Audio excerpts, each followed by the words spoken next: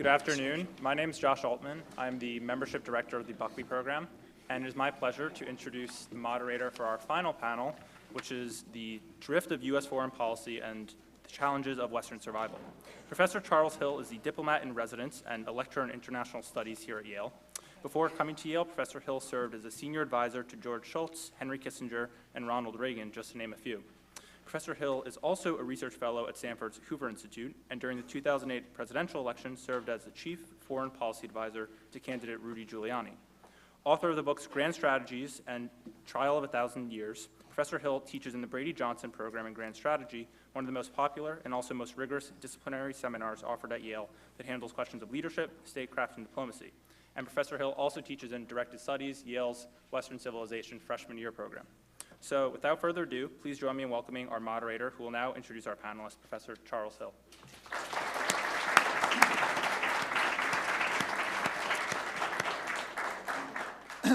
Thank you, and good afternoon. My first job before getting to the panel is to wave this in front of you. Suicide of the West, James Burnham. This is just out. It's available on Amazon, and it is, for the handful of you that haven't read this, it is eerie, uncanny how relevant this work is to what we're talking about here today. So I recommend you go ahead and get it online. Today is the panel on the drift in U.S. foreign policy. We have three remarkable public intellectuals of wide-ranging influence on the panel today. I'll introduce them in the order in which they will speak for 10 minutes or so, and then leaving us time for questions. Katie McFarland is with Fox News as national security expert, a columnist. She is the anchor for the DEFCON 3 of Fox, served in the Nixon, Ford, and Reagan administrations. She, as I was once, an aide to Henry Kissinger, speechwriter she was for Secretary of Defense Weinberger, once Deputy Assistant Secretary of Defense. She's run for office for the Senate. And generally someone who really knows the foreign affairs business. Second, Jamie Kirchick, whom I have known for some time, since his depredations here at Yale as a student. He has become the classic foreign correspondent of the kind that we don't see much of anymore. He has been most recently with Radio Free Europe, Radio Liberty. His publication list is, I have got to say, unmatched in its wide range. The New Republic, the Weekly Standard, the Wall Street Journal, the New York Times, the Daily Beast, the Australian, Haaretz. It's really, really something. And he'll be talking, I believe, mostly about his views on Europe at the moment. And then in cleanup batting position, Ibn Warraq, who is the founder of the Institute for the Secularization of Islamic Society and vice president of the World Encounter Institute. He has written on all things about the Quran, about secularization of Islam, about his own life or not as a Muslim. And he's done a fundamentally important critique of Edward Said's Orientalism. And you can imagine from his work that he has concerns about his personal security. I will only say that in this title, the drift of U.S. foreign policy may not be exactly on target, because it could very well be, and perhaps it is, that the course of American foreign policy now is exactly what President Obama wants it to be. It's not drifting at all. that he is not disengaged, he's not incompetent. It's going exactly as he hoped, perhaps a little slower than he hoped. But it is, perhaps in his view, his finest hour.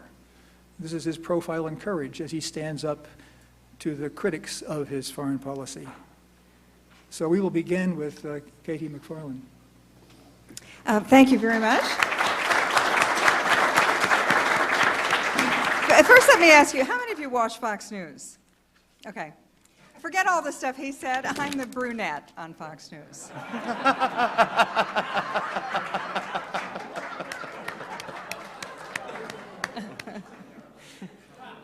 Okay, suicide of the West. America in decline, the post-American world. The majority of Americans, I think including the President of the United States, believes that our best days are over. His attitude is contagious. I think the President feels very strongly that leading from behind means it will be left behind, and that's okay because the world has not been a better place with American leadership. He looks at the last 10 or 15 years, certainly the last Republican administrations, the war in Iraq, Afghanistan, and I think the President honestly feels, as do his like-minded contemporaries, that the world is a better place if America takes a step down. Now, why? Because then the global community, whatever that means, is somehow going to run things. And I don't think he's really thought through what tends to happen when a great power steps back from the world stage, that instead of the global community, it tends to be dictatorships, monarchies, authoritarian governments who do not necessarily wish us well, but who then take charge. If not that, then it's global chaos. So, first of all, I want to ask you, how many of you have bought into America's best days are over, our children are not going to have as good a life as we have, that it's been really great, but like all empires, America had its sort of beginning and then its rise, day in the sun, and then its decline. So how many of you really think, you don't want to think this way, but you think America's best days are behind? Come on. It's a room full of conservatives. Come on. Okay, well, the people outside of this room, 75% of them, think that America's best days are behind us. And they are wrong, and you are right. And I will tell you why. First of all, declinism is nothing new in America. We've had it since the very beginning of time. In my lifetime, in the 1970s, it was the Soviet Union that was going to have the better economic system. They were going to take over the world. Didn't work out so well. So Japan in the 1980s, they bought Rockefeller Center. They were going to run things. Didn't work out so well for them. And then the 1990s, it was the European Union. Everybody had the euro. They were the model that we were all looking for. Didn't work out that well for them either. And so now it's China. China's going to take over the world. China's the great power. We are now slipping behind. To the point where last week President Obama was in Beijing, and he was treated like a lame duck leader of a has-been nation. And the Chinese media was full of all sorts of articles about America's finished, now it's China's turn, America's days are over. And again, they agree with some of the leaders of our country that, in fact, that's probably a good thing. Well, let me tell you why they're wrong. I think America is, in fact, just a few political decisions and a couple of years away from this being the second great American century. Now, I don't say that the way Republicans who go, stand up debating in the primary season of our annual four-year elections, where they all say, I believe America's a great country, and it's almost like, you remember Peter Pan, where if you close your eyes and Peter Pan sprinkled fairy dust, Tinkerbell was going to come back to life. No, I mean, that's how I don't think that. I mean, I think it's the next great American century for some very specific and real reasons. Why? If you look at the history of the world since the Industrial Revolution, wars have been fought over energy. Countries and regions of the world which have had coal, oil, natural gas, they have been wealthy beyond imagining. The countries which have not had those things have tried to fight to get them. World War I, in part, was to determine who controlled the coal fields of Central Europe. Hitler invaded Russia in World War II to get his hands on the oil. Japan attacked in Pearl Harbor because it wanted to continue its flow of oil through the Pacific. We went to two wars. The two Iraq wars, they may have been disguised in other terms, but they were in effect about oil. Whoever has oil, whoever has energy, controls the economic prosperity of the world. We have a president who a few years ago was talking about peak oil, that we're running out of oil, it was all over, it was in decline. We now, in the last several years, have had a revolution in the United States, which is just starting to come into the national consciousness. Because of American technology, engineering, and innovation, our people have looked underground. They've developed 3D mapping. They've been able to look underground, and they have realized that not only do we have energy, we have oil and natural gas in such abundance that it is probably greater than some of the oil and natural gas areas in other parts of the world. The second thing we've done is develop the technology to bring it out of the ground safely and abundantly and securely. So it's been things like 3D mapping, it's been horizontal drilling, it's been fracturing, hydraulic fracturing. All of those things have meant that there are certain parts of this country and offshore which have the ability to get oil out of the ground at something like $40 or $50 a barrel. What does that mean? When I say a couple of key decisions away. What is going to happen in the United States if we do make the correct decisions? And I would say the correct decisions are things like Keystone Pipeline, no-brainer, allowing the energy companies to drill on federal and state lands, corporate tax reform so that we lower the corporate tax rates to repatriate probably $2.1 trillion of American investment that would come back to the United States, and then the ability to export all of that cheap energy. Here's what I think happens. We take those decisions, and here's where we are starting, I don't know, 24 months from now. Number one, there'll be jobs that are directly related to the energy industry, oil and natural gas. We're already seeing that. I mean, you know, the lowest unemployment rate in the whole United States is in North Dakota because of fracking. Connecticut, this state, you've embraced fracking.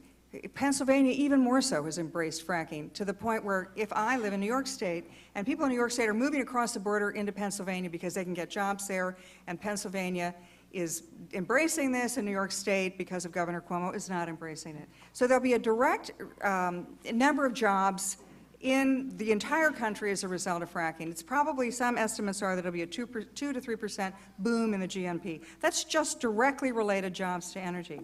Then what happens is a second wave of jobs, because as United States manufacturing becomes competitive, really competitive, our energy is going to be 25% cheaper than energy in Japan, probably 15%, 10% cheaper than energy in Europe. So that means that companies which have gone overseas in the last 20 years come back. And the traditional manufacturing that we've had, now maybe not the same, you know, things, maybe a new version of things, but they are going to be made in the United States more cheaply than they can be made in our competitors, which is Europe and Japan.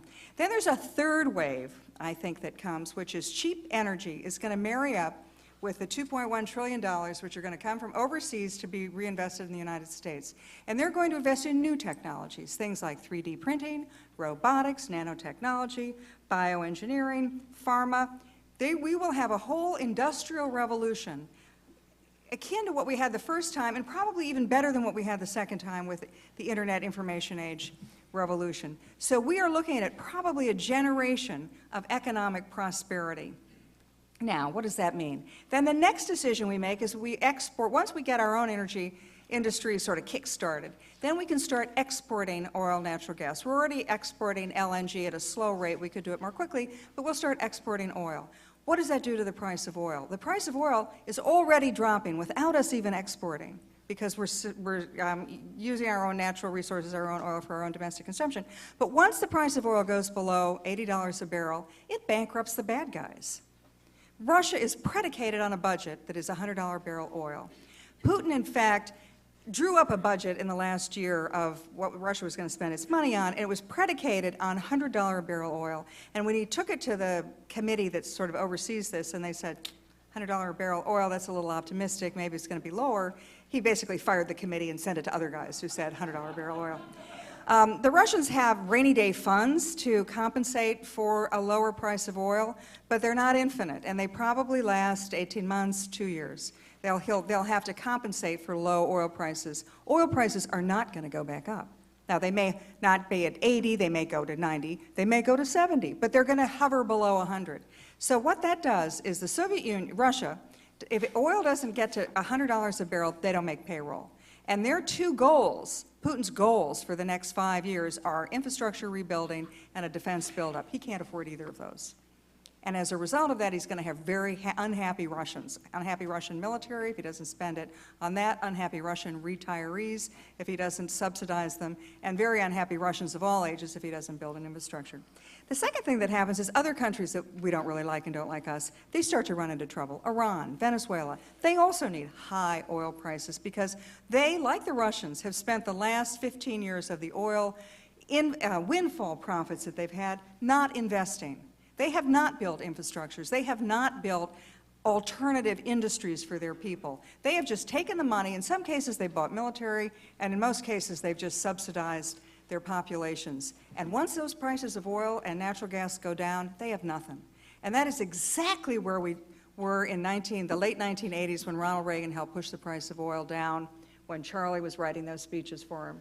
The price of oil went from $40 a barrel to $18 a barrel in 9 months, and it bankrupted the then Soviet Union. That's one of the key factors in the fall of the Soviet Empire. So what's going to happen? The United States is going to have a manufacturing renaissance at the same time that the bad guys are going to go broke. Now let's look at China, right? China's going to take over the world. If you look at China, they are a demographic time bomb. I was in China, I was in Beijing in the spring, and it was a beautiful sunny day, and I went to the equivalent of Central Park. And look, I live in New York. When I go to Central Park on a beautiful sunny spring day, what do I see? You see mom, 2 strollers, maybe you see 2 identical twins because of other reasons. But anyway, you see a lot of little kids. And you see dad, and maybe you see granny. And they're all hovering, and there's a dog too. Okay, so you go to China, there's Central Park, what do you see? You see 1 stroller, 1 little boy child who's 3 years old, and 4, sometimes 6 hovering adults. You see mom, dad, granny, gramps, granny, gramps. Those 6 adults are looking at that little child, and by the way, the Chinese have a term for that. They're called little emperors. Because of the one-child policy, the Chinese have a much higher percentage of male births. So for every 120, 130 males, there are 100 females. Now, I have 3 sons and 2 daughters, and I can tell you that 3 boys who don't have anything to do and don't have, the girlfriend, don't have the mate, they are in trouble by the time they're in their mid-20s. That's where China's headed. They won't have mates for this population, for a significant percentage of the population. Their economy is on the downslide for several reasons. Their militarism and nationalism is on the upswing. So the Chinese are looking at, I think, not only a period where they're going to have demographic problems. Remember the 6 adults hovering over that little boy emperor who's going to support them all in their old age because there's no social welfare system in China. They're going to have demographic problems with the aging population. They're going to have demographic problems with the one-child policy and all the boys. And I think they're going to have social unrest problems because they can't keep the lid on social media forever. And they have reacted as they've seen the Arab Spring in the Middle East and in other parts of the world. They've gotten very nervous that that could come to China. So they have started trying to crush their whole exposure to the outside world. That isn't going to last forever. So I think that we look ahead, and I think that it's going to be a lousy couple of years because I think the president is now, he's on his jihad. And he is going to do whatever he thinks is it's time, right? He's going to have immigration, he's going to do all the things he's been dreaming of doing, he's going to do. So I think it'll be a couple of really tough years. But eventually, change of leadership, but also just the American people are not dopes, despite the fact that one of my MIT colleagues thinks that they're all so stupid. But anyway, by the way, if you don't watch Fox News, you don't even realize that that MIT professor said that the only reason they would sell Obamacare was because the American people were stupid. So, lousy couple of years, but the market is going to take over, and I think the United States is in for an absolute boom time for the rest of our days. So I am telling my 5 children, you've got jobs, you're going to get more jobs, and I am going to be able to retire because you're going to be working for me, and it's going to be great. So thank you very much.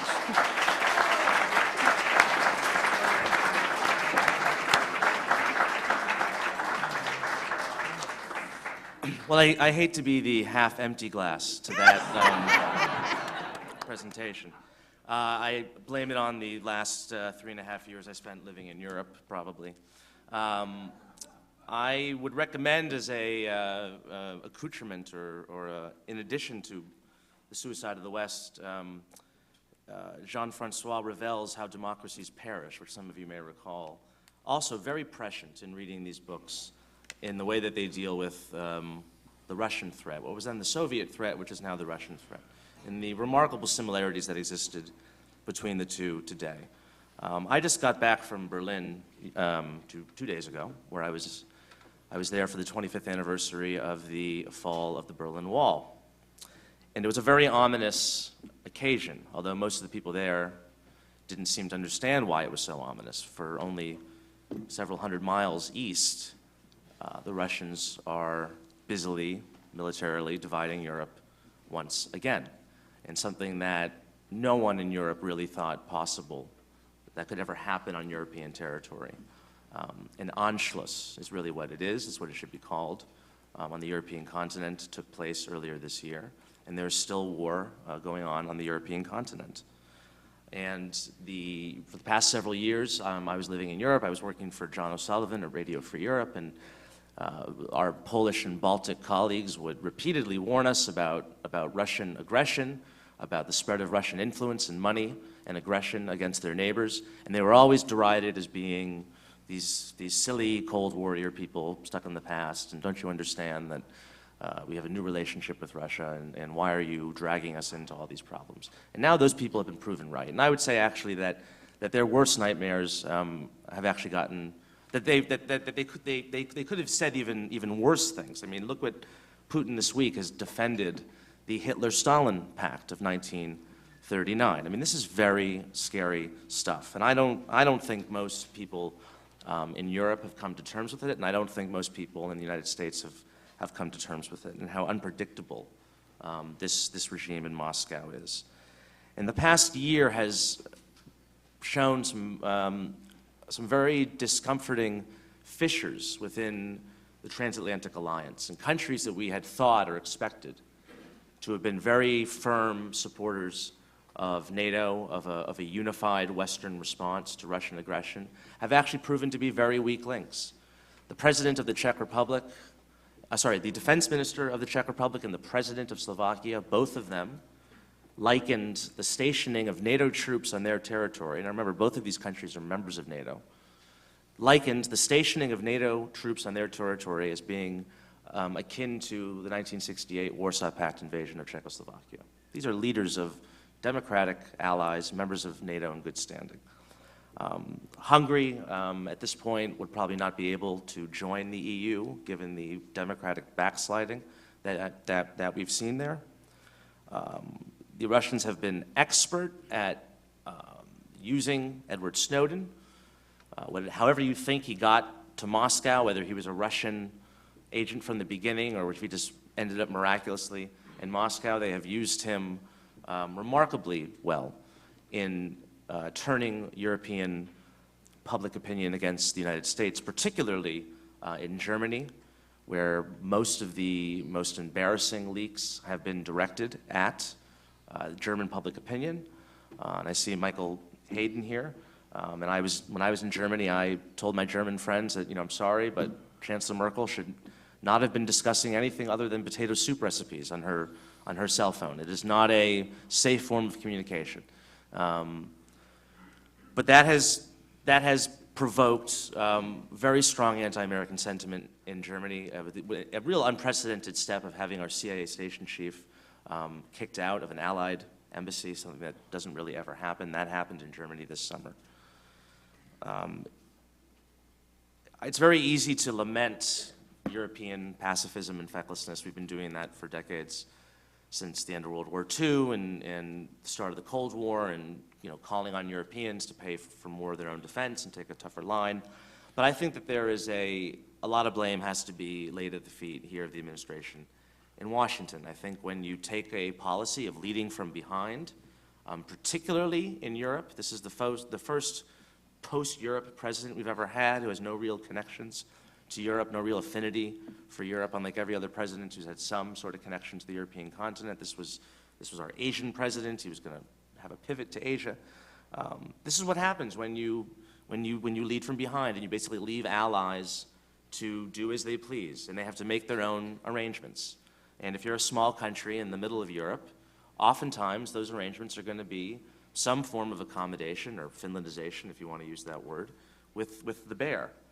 I was in Estonia a couple weeks ago, and I see it a real possibility that you could have a Crimea-type situation in Estonia where there's no Russian soldiers going in, there's no Russian tanks. It's literally a handful of Russian Special Operations Forces without any insignia, taking over a government building in Narva, which is a majority Russian town on the border.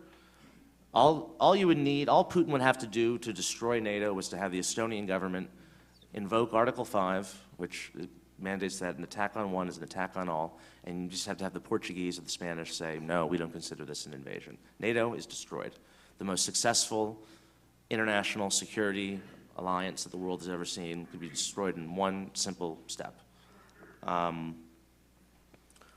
In the Middle East, what happens when you leave allies to your own devices and you withdraw? No one in the Middle East believes President Obama when he says that he will prevent Iran from getting a nuclear weapon. No one believes that. Certainly not after the Syria red line was announced and then promptly ignored. The Saudis will have pretty much said openly that they will develop their own nuclear program or simply buy them from the Pakistanis. You now have a rather remarkable alliance with Israel and Egypt and Jordan and Saudi Arabia and the Sunni Arab status quo powers, basically taking on the role of what the United States used to play, which was that of the regional hegemon. But because we have pretty much announced that we have no interest in the Middle East anymore, we've basically left all these countries to sort it out for themselves. 2 months ago, Egypt and the UAE launched airstrikes in Libya. Do you remember Libya? Do you remember that country where the whole leading from behind thing started? They launched airstrikes in Libya to prevent Islamist militias from taking over the country. We left Libya behind. This was, according to the president himself, I believe, in a recent interview with Tom Friedman. He considered this the signal foreign policy achievement of his administration. And it says something now that he would consider this to be the signal foreign policy achievement of his administration if you look at the state that the country's in. And when the Egyptians and the United Arab Emirates are launching airstrikes without even warning the United States beforehand. Behavior like this would have never been tolerated 10 years ago. You just wouldn't have been able to get away with it. But now it's just de rigueur. It's just what happens. I think one of the key lessons we take from Burnham and Ravel, who I mentioned earlier, is how vulnerable democracies are to being manipulated, to being co-opted by authoritarian powers. It's very easy to spread disinformation, propaganda, lies, and I'm very interested in what the Russians are doing in this field, in the disinformation field. If any of you have ever seen the network RT, it is a thing to behold. It is, I mean, it's horrible, it's evil, and it's sinister, but it's brilliant television. And it has a huge audience, and it is not Soviet-style babushka propaganda. This is real high-tech stuff that appeals to people of all political stripes, from the far left to the far right. It's chameleon-like, and it works because we have a democratic society. We don't kick out their journalists. We don't censor them, as they do our side. So that's a major challenge. So I hate to be so pessimistic, but I am very worried about the state of Europe and our alliance structure there. I think the next 2 years are going to be very difficult. But I do ultimately agree with KT that in the end, America will most likely endure, I hope.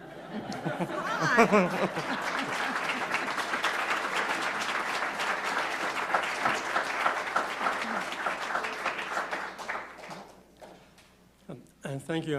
I should like to thank the William F. Buckley program for inviting me. I'm a little bit puzzled as to why I have been invited, because I'm really not a foreign policy expert, unlike my co-panelists and Professor Hill. However, I will make a few comments, but do keep that door open.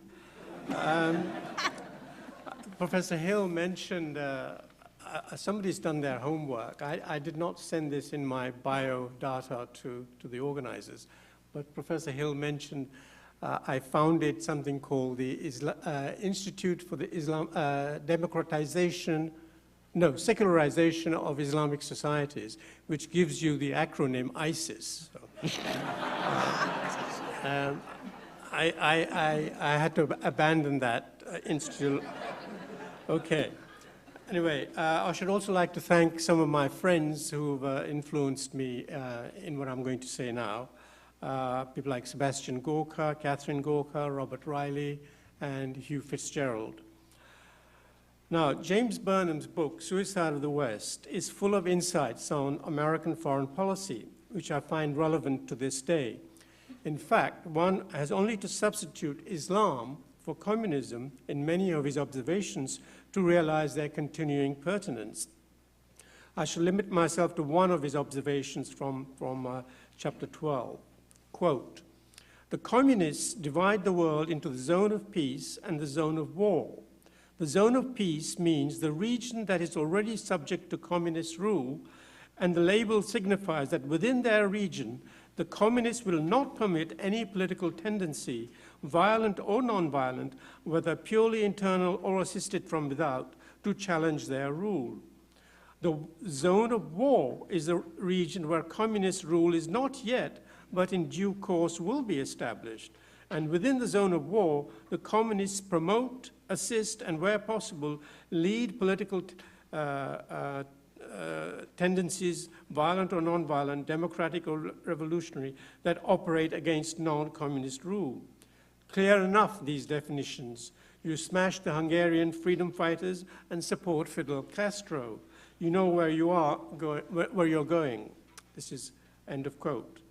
The above could easily have been a dictionary definition of the Islamic doctrine of jihad and its notions of Darul Islam, the zone of peace, and Darul Harb, zone of war.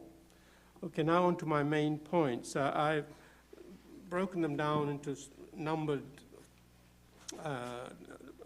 points, but perhaps I can develop these during question time. 1, we are engaged in a war of ideas with our principal enemy, an ideology that will not collapse out of economic incompetence. 2, the ideology of the terrorists is religiously based and derived from Islam and its founding texts, the Quran, the Hadith, and the Sunnah, and the history of the early caliphate. 3, one, but not the only one, way of knowing this is because they tell us so. First, if you want to understand the enemy, read what they say. They constantly justify their acts with accurate and apt citations from the Quran and Hadith. They refer to, amongst other books, works of Sayyid Qutb, whose work Milestones is so important for the Islamists, Abdullah Azam's Defense of the Muslim Lands, S.K. Malik's The Quranic Concept of Power, and Ayman al-Zawahiri's Knights Under the Prophet's Banner. Some of the latter have doctorates from recognized Islamic universities, and to hear John Kerry trying to tell them their ideas have nothing to do with Islam is comical. Islamic terrorism is not caused by poverty, lack of education, sexual deprivation, psychological problems, or lack of economic opportunity, Western imperialism, or Western decadence, or even the Arab-Israeli conflict. There are 5, there are 2 kinds of jihad: terrorism and the slow penetration of Western institutions, subverting Western laws and customs from within.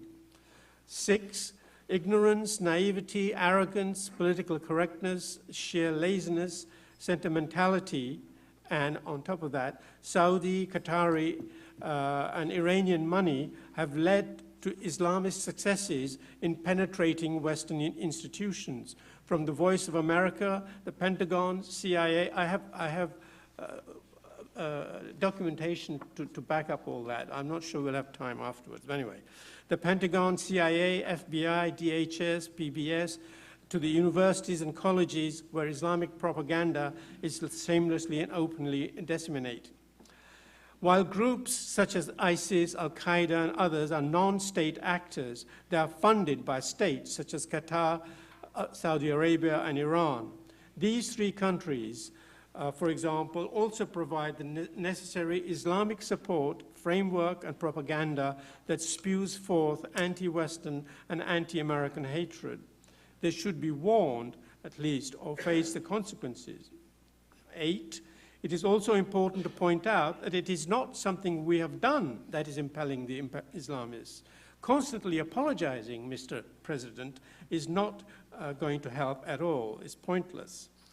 9, we must learn the lessons of the Cold War, for there are striking similarities between Islamist ideology and that of Soviet Russia. This was pointed out even in the 1920s by Bertrand Russell, and then in the 50s by Jules Monnereau, and more recently by Maxime Rodinson. 10, we must speak out in support of the Christians who have been persecuted and been killed almost every day in Islamic countries. There are all sorts of, apart from humanitarian reasons, I believe there are other reasons which are to do with what I hope would be the secularization of Islamic societies. In order to succeed, we need urgently to recover our civilizational self-confidence. 12, the last of my numbered points. One way we can fight jihadist ideology is to undermine their certainties. And one can accomplish this with Quranic criticism.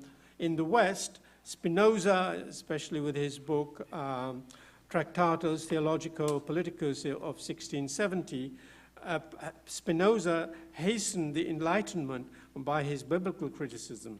And Jonathan Israel, in his 3 enormous magisterial volumes on the Enlightenment, begins with Spinoza and his importance for getting the whole Enlightenment agenda going. Okay, there's some more comments. There's an obvious need to understand the Islamic ideology to understand the mindset of the Islamic terrorists. Terrorism is not caused by poverty and so on. It is their ideology that motivates them and is the source of its moral legitimacy. Without it, terrorism cannot exist. Terrorists are produced by a totalitarian ideology justifying terrorism. While America has had some impressive tactical successes and has managed to kill Osama bin Laden and Anwar al-Awlaki, it still fails to understand their goals, their ideology.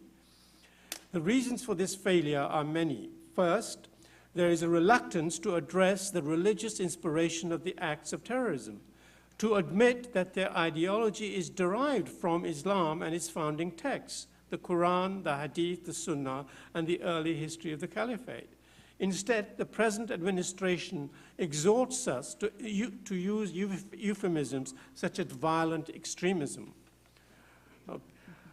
To quote my friend Catherine Gorka, who did a report on this, whereas the 9/11 Commission report published under the presidency of George Bush in July 2004 as a bipartisan product had used the word Islam 322 times, Muslim 145 times, jihad 126 times, jihadists 32 times, the National Intelligence Strategy of the United States issued by the Obama administration in August 2009 used the term Islam 0 times, Muslim 0 times, jihad 0 times.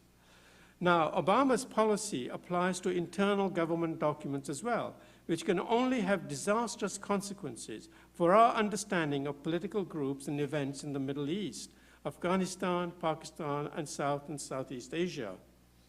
How can we possibly analyze the power and appeal of this ideology, the way that ideas set its strategy and tactics, why it is such a huge menace if any reference to the Islamic religion and its texts or doctrines isn't permitted? Perhaps it was only in 1946 when George Kennan's wrote his classified long telegram that America began to understand the nature of the Soviet Union. why it acted the way it did, and how the Kremlin thought and why the USSR was a grave threat to America. In other words, it took 3 decades to understand the mind of the enemy. To complicate matters further, today there are 2 enemies. First, non-European, religiously informed, non-state terrorist groups like ISIS. Second, and equally dangerous, states that in fact fund and support them. There is evidence that, as just recently the Atlantic reported in June of this year, 2 of the most successful factions fighting Assad's forces are Islamist extremist groups, Jabhat al-Nusra and the Islamic State of Iraq and Syria. And their success is in part due to the support they have received from the 2 Persian Gulf countries, Qatar and Saudi Arabia. That was a quote from the Atlantic.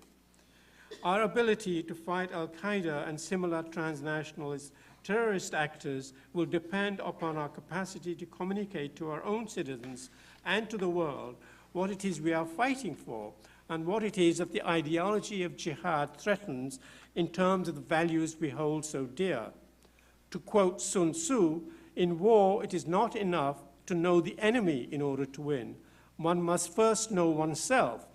However, with the end of the Cold War, America and the West, understandably perhaps, lost clarity with regard to what it was about its way of life that was precious and worth fighting for. James Burnham exclaims with exemplary clarity the reasons for this loss of self-confidence, and what he wrote is still, mutatis mutandis, relevant. Quote, judging a group of human beings, a race, a nation, class, or party that he considers to possess less than their due of well-being and liberty, the liberal is hard put to it to condemn that group morally for acts that he would not hesitate to condemn in his fellows. When the Western liberal's feeling of guilt and his associated feeling of moral vulnerability before the sorrows and demands of the wretched become obsessive, he often develops a generalized hatred of Western civilization and of his own country as a part of the West. We can frequently sense this hatred in journals like The Nation. End of quote. In order to succeed, this is my last point, we need urgently to recover our civilizational self-confidence. Ronald Reagan was able to succeed because he was supremely confident of the moral and spiritual superiority of his cause. He was thus able to state with certainty and without hesitation that the Soviet Empire was evil. He was not afraid to confront reality. He was able to defend our values because he believed in them totally. He told an audience at Moscow State University, quote, go into any schoolroom in America, and there you will see children being taught the Declaration of Independence, that they are endowed by their Creator with certain unalienable rights, among them life, liberty, and the pursuit of happiness, that no government can justly deny. End of quote. John Lankovsky describes what Reagan advocated unapologetically. Quote, this is a quote from Lankovsky. He worked for Reagan. Altogether, the various ideas of freedom, democracy, human rights, moral order, and the dignity of the human person were promoted not only by the president's rhetoric and personal moral witness, but by the administration as a whole in numerous forms. In the Voice of America editorials, Radio Free Europe, Radio Liberty broadcasts, in articles in the United States Information Agency, published magazines, targeted at Soviet bloc populations, on the USIA-run billboards on the sidewalk outside the US Embassy in Moscow, in American diplomats' addresses at various international fora, in the distribution of books to Soviet bloc audiences. There's a recent book which has come out on how the CIA distributed Dr. Zhivago by Pasternak and its influence, the impact this had, and so on. To quote Asian columnist Banyan from The Economist a couple of weeks ago, quote, for all its flaws and missteps, America represents not just economic and military might, but an ideal to aspire to in a way that China does not. And when American leaders appear to give less weight to that ideal, they not only diminish America's attractions, they also lend more credence to the idea of its relative economic and military decline. End of quote.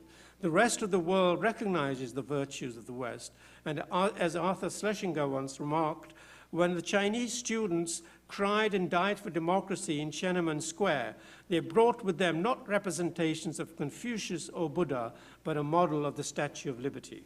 Thank you.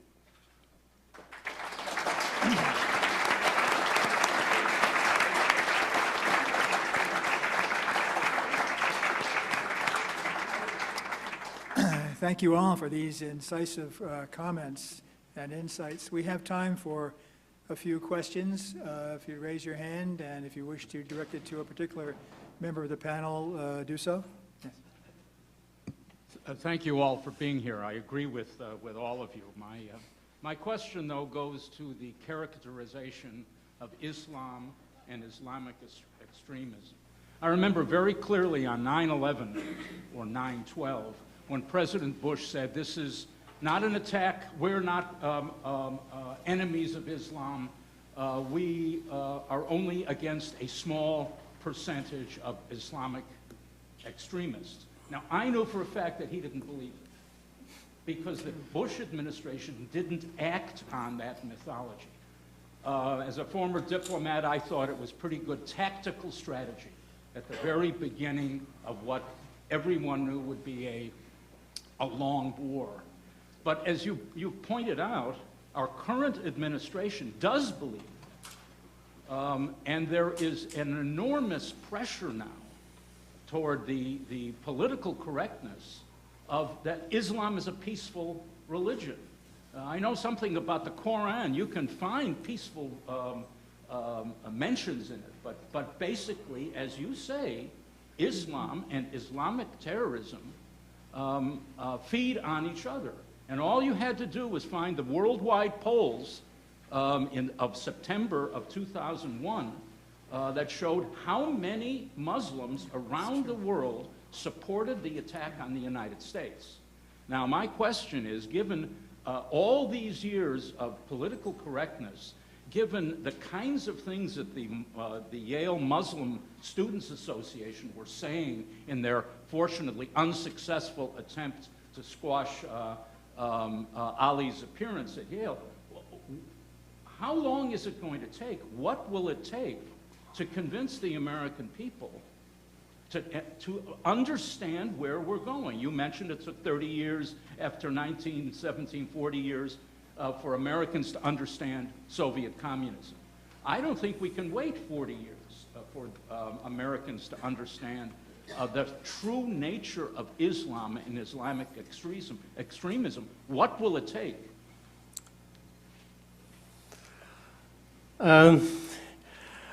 I think the distinction between Islam and Islamism might be a necessary fiction for political leaders, but it doesn't hold water. You're absolutely right. But in fact, I think also the American public is far better informed than it was 10 years ago. And I don't think they buy the administration's line about Islam being a religion of peace. But how can we get them mobilized? How can we get successive administrations to wake up to this reality? I'm not certain, but I know that certain within the Republican Party,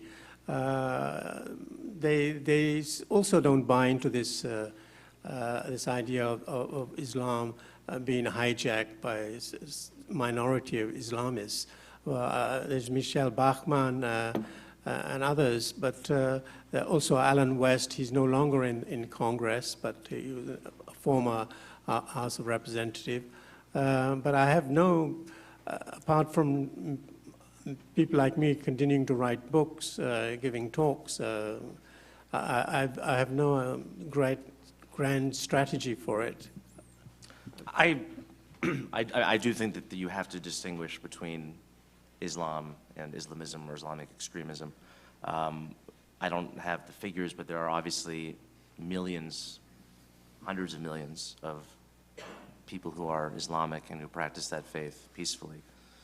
They may support terrorism, but that is an important distinction to make. I mean, Indonesia is the world's largest Islamic democracy, over 200 million people.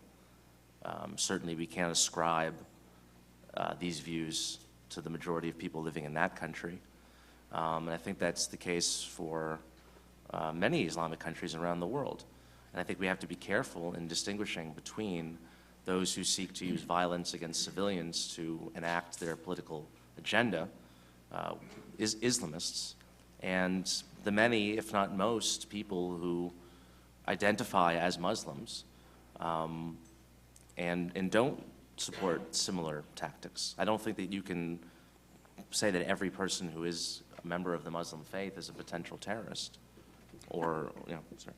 I think also, if you look at just the law of sheer numbers, if there are 1 billion Right. Muslims in the world and only 1% of them are sympathetic, you're talking about 1 million people. But the answer to when do we wake up, my guess is it'll be, sorry? 10 million. 10 million, I'm sorry, 10 million. I was thinking of 1%, right. You're so pedantic, granted. These math majors. I think one of two ways people will wake up. One, there'll be another terrorist attack, which I think is likely. What kind, who knows? But the other will be, there's a 30-year war coming, and it's going to be Shiites versus Sunnis. And the Shiites are Iran, their sock puppet government in Baghdad, which is what's left of Iraq, and the Shiite militias there, and what'll be a fertile Shiite crescent that will go all the way from Tehran to Damascus. That'll be opposed to by ISIS and various Sunni groups, radical Sunni groups, Al-Qaeda, Al-Nusra Front, ISIS. Any moderates in the middle are squished in the middle. And if there's a 30-year war, it will dawn on people in the rest of the world that maybe there is something to both sides of the religion. But I think most likely it'll be another terrorist attack, and I think that's inevitable. Mark.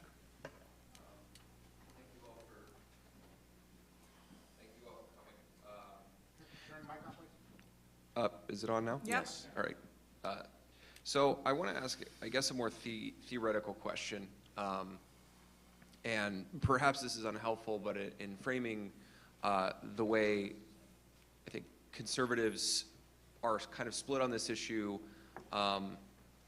there seems to be a division among kind of a practical question of only considering foreign policy in a sense of what is going to be best for our nation. I think this is the more libertarian approach, and also being concerned about setting the precedent of a supranational kind of focus on human rights being the main concern there, versus seeing kind of a moral obligation to carry forth the message of liberty to the world, and to basically, in our power and in our opportunity, try to do good things for the international community, the Christians in Syria, the people who are under authoritarian regimes.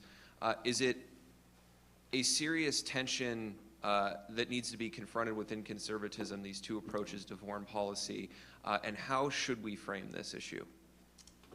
I'd love to answer that, because I think there's a civil war coming in the Republican Party, or a conservative movement, and you've said it very well, you've expressed it very well. It's interventionists versus non-interventionists. Just by way of example, I'm going to be the chairman of the National Security Foreign Policy Committee of CPAC. Do you know what CPAC is? Okay.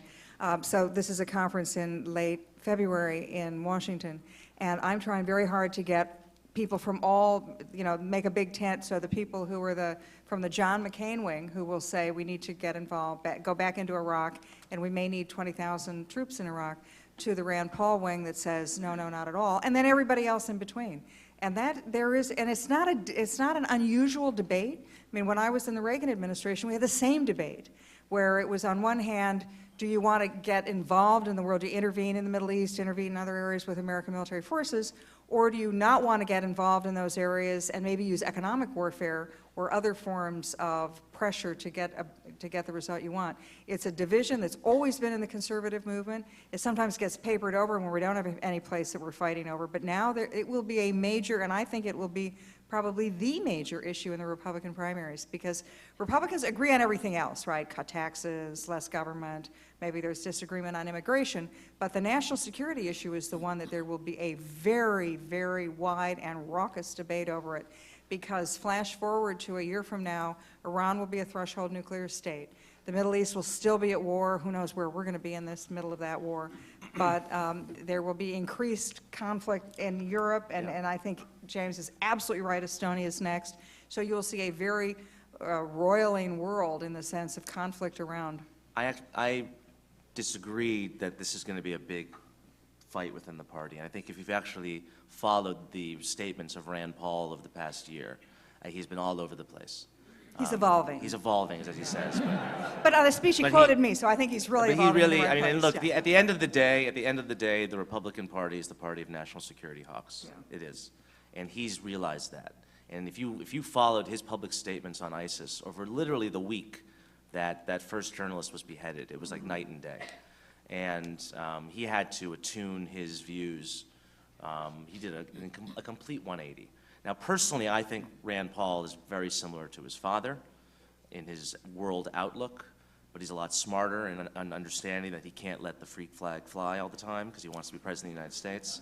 And so I really think that this kind of Rand Paul boomlet, he's hired some ostensibly mainstream advisors like Richard Burt, who I think Professor Hill worked with, I worked with Lauren Craner, the former head of the International Republican Institute, but I really don't think that most conservative Republican primary voters are gonna agree with what Rand Paul is presenting as a foreign policy. Okay, I disagree, but that's why this is All fun. right. We have time for one more question. Thank you. I have a question for Ms. McFarland. So you mentioned that you think that a problem likely in China's future growth is going to be the aging population. So do you think that there's a way to try to prevent that problem or tackle it while also keeping in mind their population growth issues? I think China's got some real I mean, the demographic thing is definite, but I think in their own country they have some fissures. And one is between a more militarist, their armed forces community and stoking nationalism. And in China, the religion's gone, communism is gone as a religion. The religion since Deng Xiaoping in the late 70s, the religion has been get rich, make money. It's all good to make money, and now that's all slowing down. So there's no glue that's holding them together except nationalism, except the chip on your shoulder of we used to be great, we're great again. Why doesn't anybody recognize that? And you're starting to see it in territorial expansion. So where they're headed, I think, is a place where they're going to have a lot of internal and domestic problems, not just demographics, not just aging population, but expansionism. Because last time somebody in that part of the world tried that, Japan, the other parts of that region, East Asia, Southeast Asia, and Asia, Asia writ large, were kind of weak and couldn't challenge it. But I don't think China does this without having real blowback from countries in the region who can either militarize, nuclearize, or challenge the Chinese. So my concern on the rising China, do you prevent a rising China from being an aggressive rising China? That's probably more up to them than it is to us. We thank the panelists for these remarkable presentations.